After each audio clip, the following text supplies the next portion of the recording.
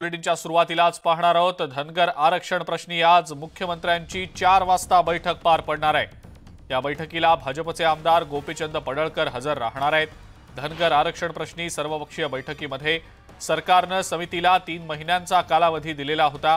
धनगर समाजाला एसटी प्रवर्गातून आरक्षण मिळण्याच्या संदर्भात जो डेटा आहे तो आता सरकार गोळा करणार आहे आणि याच संदर्भातली माहिती आपण जाणून घ्यायचीच आहे। मात्र आपण पाहतो आहोत अत्यंत महत्त्वाची आणि मोठी अशी ही घडामोड आहे। अजित मांढरे आपले प्रतिनिधी आपल्या सोबत आहेत सध्या, त्यांच्याकडनं या संदर्भातली माहिती आपण जाणून घेऊया। अजित, मुख्यमंत्र्यांची 4 वाजता बैठक आयोजित करण्यात आलेली आहे धनगर आरक्षणाच्या अनुषंगाने। अजित, काय सांगता येईल याबद्दल? आपल्याला माहिती की मराठा आरक्षण बरोबरच धनगर आरक्षण मुद्दा देखील चांगलाच गरम झाला आहे आणि भाजपचे आमदार जे गोपीचंद पडळकर असतील किंवा विविध धनगर समाज नेते जे आहेत यांनी अनेक ठिकाणी आंदोलन केलेले आहेत।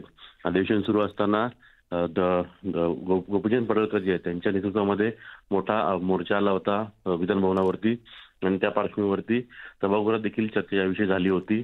आज देखील त्यावरती सभागृहामध्ये चर्चा आहे आणि याच पार्श्वभूमीवरती 3 महिन्याचा वेळ जो धनगर आरक्षणाकरता सरकारने दिला होता त्या पार्श्वभूमीवरती आज ही बैठक लावण्यात आलेली आहे।